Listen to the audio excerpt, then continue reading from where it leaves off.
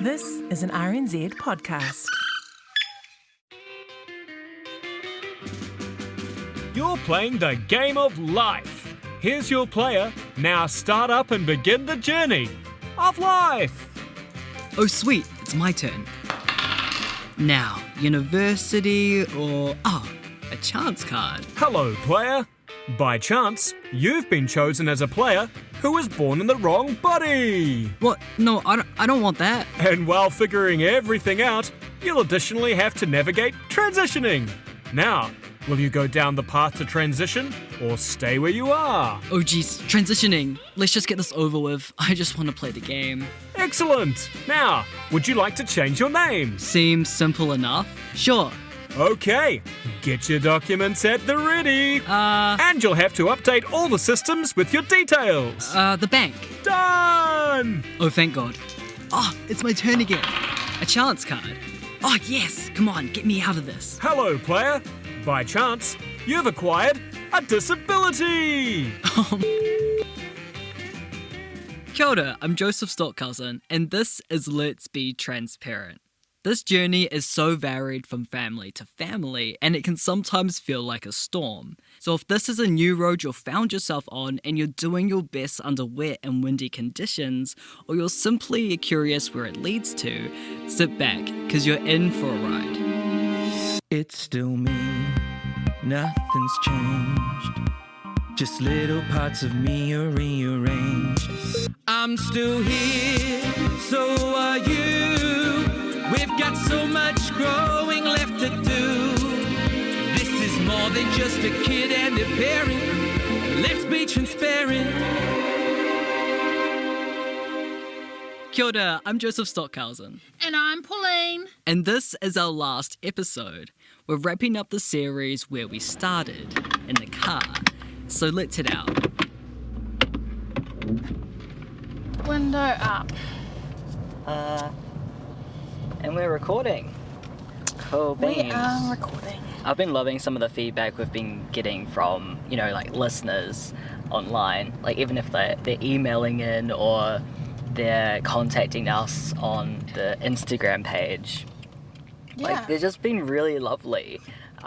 People who are saying that, either this came at the right time for them. Yeah. Or that they've had a strained relationship with their parents for a while, and that this was something so accessible to send them, and now and they're starting easy to to talk. listen to as well. A lot of people have said, the way we've done it has made it really enjoyable and easy to consume. We've actually been getting questions as well. Questions from listeners,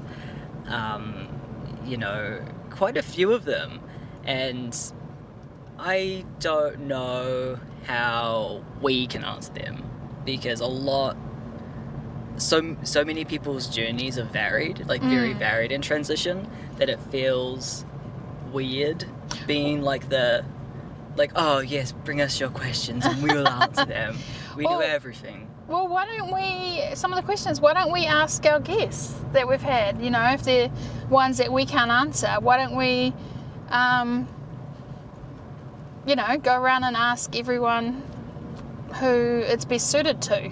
I think that's the best thing. I think that is a good idea. Aww. And coincidentally, I have the list of questions in front of me, so shall we just go through them? Okay. And what? So we'll just ring them from the car, eh? Yeah, I think so. Oh my God, that's so cool. Okay, so here's one question. My parents are conflicted with my coming out. One is supportive, but the other doesn't want anything to do with it, and it's putting a strain on our relationship. What can I do? Oh, I think we should ask Joe and Chris from episode 4. Especially Chris. That would be a really good one for him. A question for Chris? Yeah, what do you think? I think so, because as a parent, he kind of had those both sides. Exactly. Yeah. Yeah. And I think he can speak really well to that. Okay, let's give him a call. Hi Chris, hi Joe, and if she's there. We have a listener with a question who's listened to the podcast and wants a bit of advice with their situation, and we thought this would be a question that would be really good for you. And that question is, My parents are conflicted with my coming out. One is supportive, but the other doesn't want anything to do with it, and it's putting a strain on our relationship. How can I help? Oh, hi, Joe. That's an interesting one because it was probably a month after that Jet's transition that Mum was staying, and she couldn't come to terms with what transgender meant. With Dad, it was more, he didn't get it. And it was at that point in time that we realised that they hadn't quite grasped the idea of transgender and what was doing it. So we, Joe, probably more so than me, did a lot of research around how to, or, through conversations with her support groups and through other things, how to get the message across and how to educate them, I guess, in the space. And it just so happened that a few weeks after that, there was a thing on, what was it on? Sunday, I think. The news show. Yeah, so there was a segment on Sunday about transgender, and there was some parents talking about it who we said was like us, and we watched it and we thought this is going to be really valuable for my parents. And once we shared that and they watched that, they started to understand, it started to come around. But it was really about making sure that they understood that this wasn't a decision that we'd made. It was something that was driven by Jet, and it was them. With them, it was their understanding. So it was bringing them into the mix so that they got it, I guess. So what you're saying is sometimes it's not a conversation that you can have to help them understand, but more like an independent resource, like that Sunday TV story you were talking about, or something else like this podcast, but whatever it is, don't leave it to chance to see that, don't let it to chance that they'll find that information about transgender people and their journeys through their own research. Make sure that you're providing something for them. Is that right? Yeah, absolutely. I think when it came to my family and my parents, being able to send them that Sunday article, or that it meant that they'd watch it, they'd hear people say the same things that we're saying. Like, that's the thing, when we watched it, we're like, wow, those could, that couple on the screen could be us. And then it gave what we said, or what I said, more meaning. Like, at the end of the day, my parents, I think they still look at me as their child. And they're trying, like, as parents, as we do, trying to protect me. And by having that third party, that external person saying something that we're saying, it meant that we're not just making this up. I think it made it easier for my parents to digest. Hey Joe, how is Jet getting on at school? She started there, right? She's been living her best life at home. They just went back to school today. This morning was full of excitement, a bit of nerves. She was a bit scared at the gate, but she came out beaming. She had the best day. She loves being with her friends. She loves just learning how to read and just the simple things. She's just absolutely thriving. And the whole school community has just been absolutely amazing with her. So it was a big fear for a long time of mine, her going to school, but it turns out it was pointless of me worrying about it. It's just the whole community there, everyone there loves her, treats her just like any other girl. You'd never know. And yeah, she's doing amazingly. Hey guys, thanks so much for helping out on the podcast. You were such an awesome listen, and thanks again for the additional answer to that listener's question. That was really awesome. Nice talking to you. See ya. That Sunday clip was really interesting. Have you seen it? No, but I looked it up just now. Let's have a look. Tonight on a Sunday special, we meet 18-year-old Te Awarangi, known as Awa. She's a young woman from Wellington who's openly transgender, transitioning from male to female. My mum was the first person I told about how I felt, that I felt so out of place and I was scared she wasn't going to accept what I had to say, but she did, and that's what helped me get through this, and she's helped get my dad on board, my brothers on board. With that support from everyone, I feel I can get through whatever life throws at me. I think I should link this whole piece to the website. It's really good and obviously was super helpful for Joe and Chris with their parents. Yeah, I agree. Let's do that.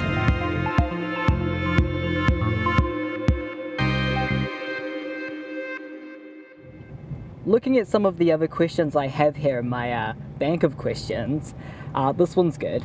As a parent, I'm scared of what our extended family and friends will think when my child comes out as trans.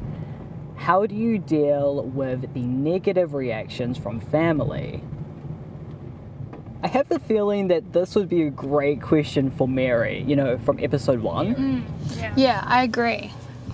Because I think her experience, in the limelight and being trans would speak so well to this. And she, came out in a very difficult time, and she had a lot of, it was a hard time for her, so I think she would be the best one to answer it. Kia ora, Mary. Thanks for taking my call. We have this question from a listener here. As a parent, I'm scared of how our extended family and friends will react when my child comes out. How do you deal with negative feedback from whānau? You know what? I can totally feel the fear in this question. And, obviously I haven't experienced this as a parent. From a parent's perspective, I've absolutely been at the receiving end of negativity from whānau, both immediate and extended. My strong recommendation here, be honest. Is not to only just love and support and accept your child, as a parent without judgment, but really start to prepare them for the wider world. And in a sense, their interactions with wider whānau members is kind of preparation for that in my mind. Your child will need to be equipped with tools to deal with negative and judgmental reactions as they navigate the optics of the world, their world. So I think most crucially, this is about establishing a strong sense of self-worth, and maybe discuss the possibility of negative reactions in advance and why these may happen, as in what's going on in other people's heads. So there's, some rationale around the reactions. And I guess finally that, your child knows they will always have a safe space and support at home. So we all need to retreat sometimes. And if your child knows there's always a safe place at home to go when things get tough and the rubber hits the road, then that is worth so much. That's my answer to that question. Oh, thanks so much, Mary. I knew you were perfect for this question. Thank you for inviting me back to answer that. I hope it was all right.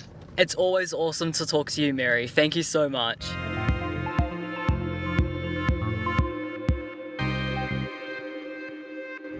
My child has recently come out to me, but is still closeted to other family in the house, especially their brother.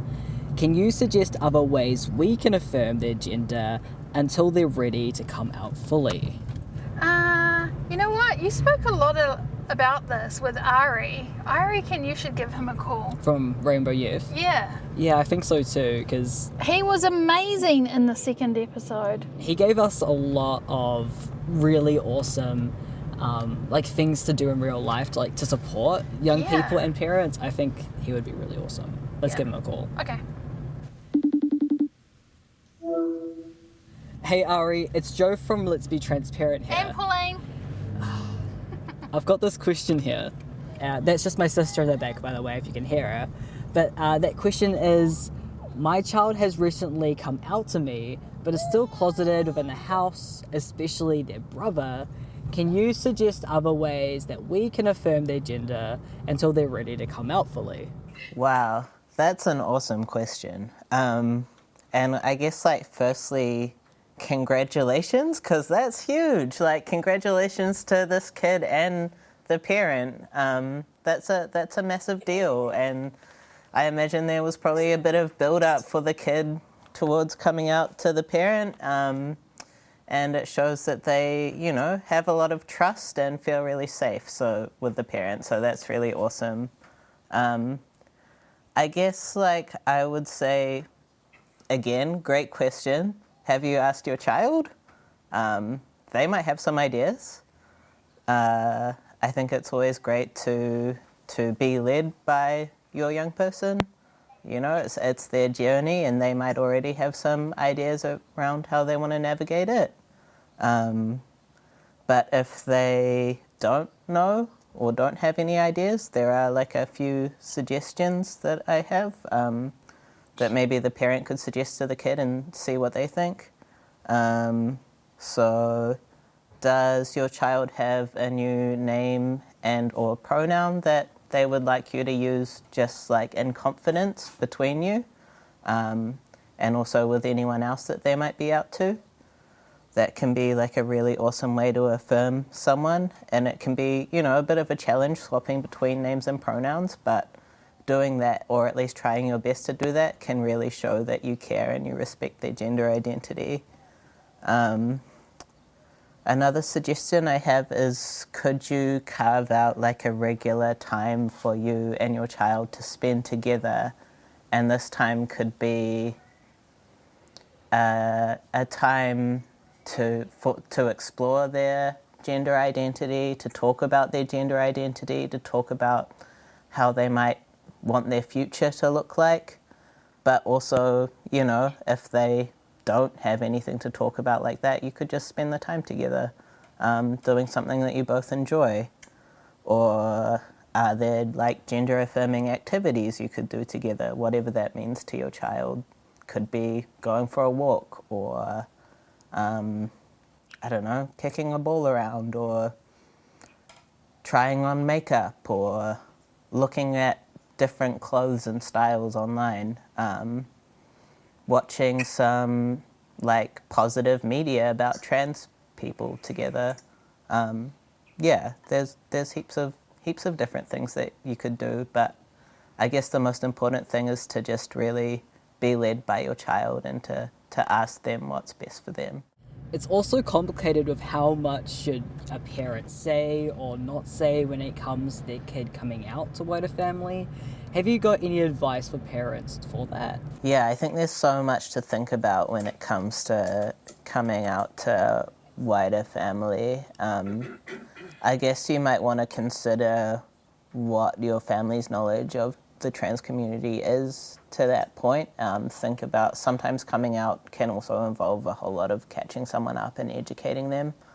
I guess it's important to talk about how you're going to keep your child safe in that conversation and what they want out of it. Do they want to be there? Do they want not to be there?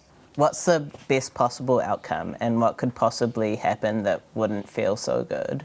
And, you know, what if your family member doesn't respond exactly the way you hoped they would? And how are we going to keep you safe in that moment if that happens?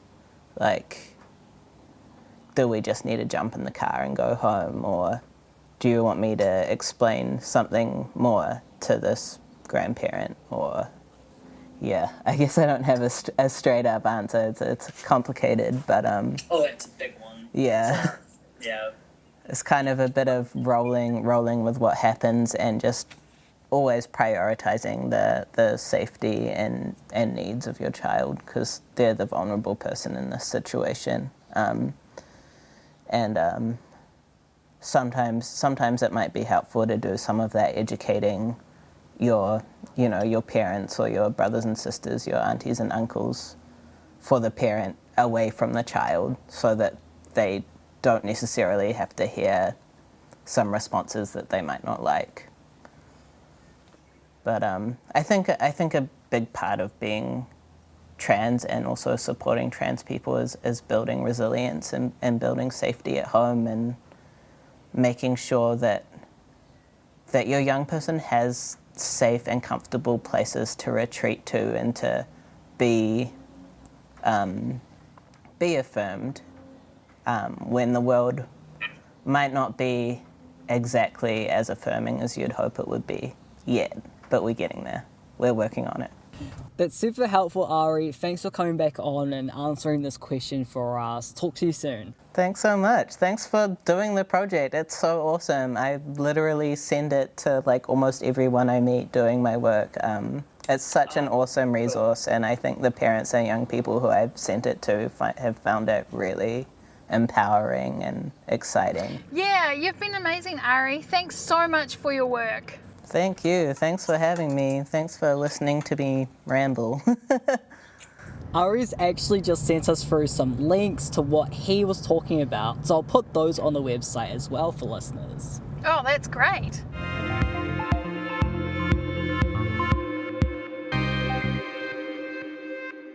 Here's another good one.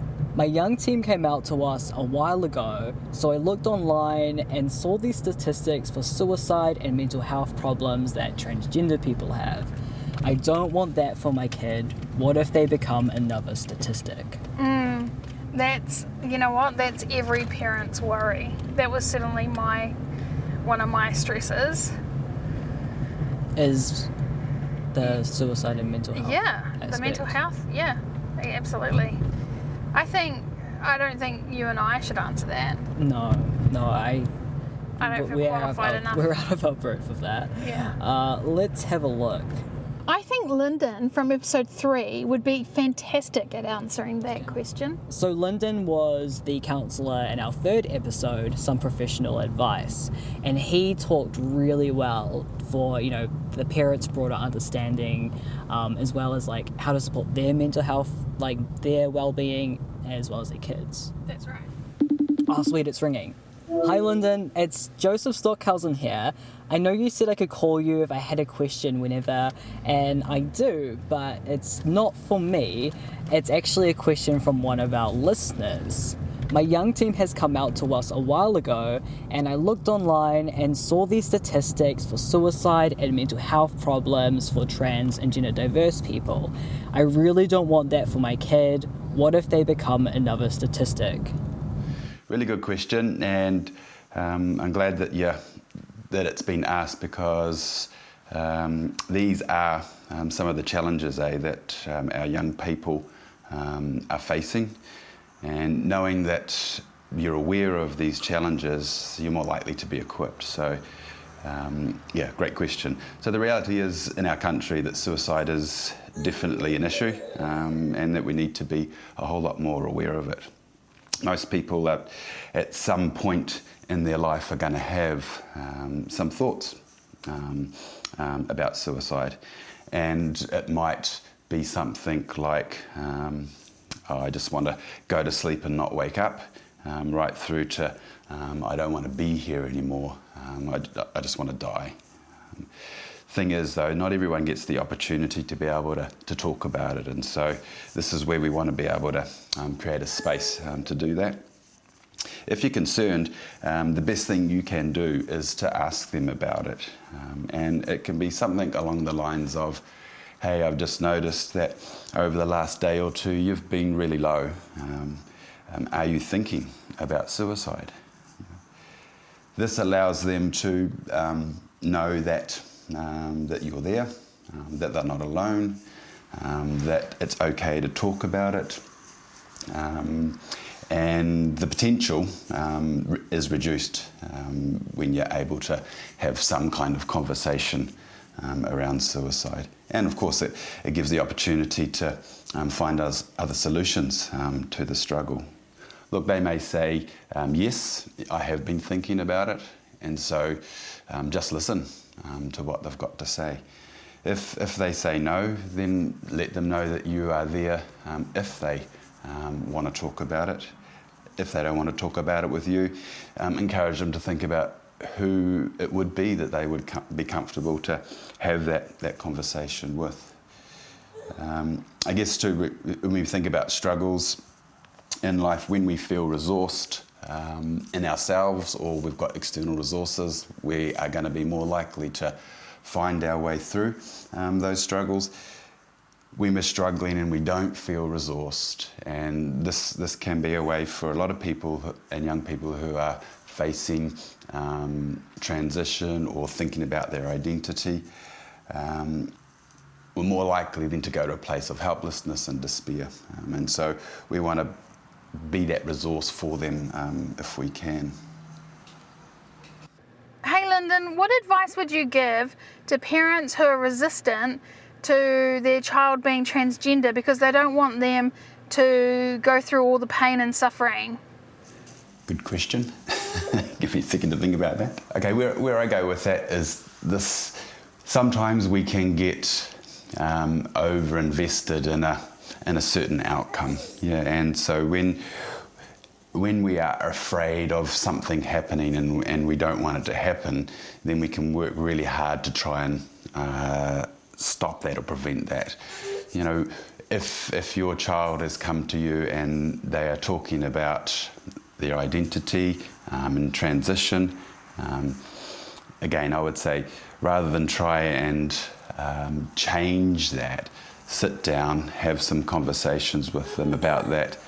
If you're not too sure how to have those conversations, get in touch with some support groups like Outline, for example, and get some ideas of how to talk about it rather than trying to change it. Just a general question from me. Why do parents always jump to the worst case scenario when it comes to their kids? Yes. I think that's our, speak from experience here, our inbuilt survival strategy where we see a situation and we go to a place, that worst case scenario, so we can prepare for it. And to be fair, look, we as parents are invested in the welfare and the well-being of our children, so we're going to be protective, and more often than not we're probably going to overreact in some of those situations. And so yeah, I guess I would say to parents, be kind to yourself and yourselves in the parenting, because it's not an easy task or job at all, and we don't always get it right, but we do get it right. We do get it right a lot of the time. Yeah. Hey, thanks, Lyndon. That's really helpful. All right, take care, eh? Bye! You know, I have to say, this podcast journey for me as a parent, I learned so much. Like, you would think I would be quite seasoned in the transgender journey, but Matured. Yeah, but I feel like I was learning along with everyone else, and you know, all our guests were amazing, and they all brought different things to the podcast and all different aspects. And you know, I loved. My favourite was Ari. I wish I had an Ari when you first came out. I just think he was awesome, and just the way he framed stuff up. And I just thought, oh my gosh, you know, I made so many mistakes, and if I had an Ari in my camp, it would have been amazing. Everyone needs an Ari. Everyone needs an Ari, and you know, I took a lot from, you know, obviously Chris and Joe. I've talked about that before. You know, Chris and Joe made me cry. I learned a lot. A lot of people, yeah, I knew, yeah. And you know, it's been a powerful journey, and I think I am so glad that we did it. I am so honoured that you were allowed into people's homes and were able to be trusted to share the story in a respectful way, because you know, people, you know, we were nobody. We were, you know, for a parent and a son to do a project together like this is kind of cool, and you know, I'm gonna miss it because our first really working project together. I think we did a good job. Ugh. Okay, I moved my meeting. The groceries are coming. Let's go home. It's goodbye for a while, so I hope that listening to this podcast, we were able to make the road to your loved ones or your own transition a little easier. So remember to stay open, because if this journey has taught us anything, it's how much easier this road of life is if we're all a little more transparent. Thank you for all the feedback we've received already. We hope for updates and more stories to come in. So if you haven't yet, let us know what you thought of the podcast so we can start thinking about how to best support you and whānau in the future. Also, if you've loved the show, give us a rating and a review over at Apple Podcasts. I want to give a big thanks to all our guests over the show, as well as those who returned for this episode: Mary Haddock Stanyland, she, her, Lyndon Moore, he, him, Chris, he, him, and Joe, she, her, as well as Ari Jansen, he, him. If you have any more questions or just want more information about anything you've heard over the podcast, head to our website transparentpodcast.nz for more resources. The incredible soundtrack and theme song you've been loving each week was made and written by Maxwell Apps. This whole thing, while created and presented by me, Joseph Stockhausen, and my mum, Pauline Stockhausen, it was also produced and put together by the amazing team at Motuehe Group for Radio New Zealand. They really made this show the fun adventure flowing into your ears every week. The executive producer was the awesome Tim Watkin. And a final thanks to Radio New Zealand's Liz Garton for helping us get to where we wanted this podcast to go. So, all the best for your ride home. See ya! This is more than just a kid and a parent. Let's be transparent.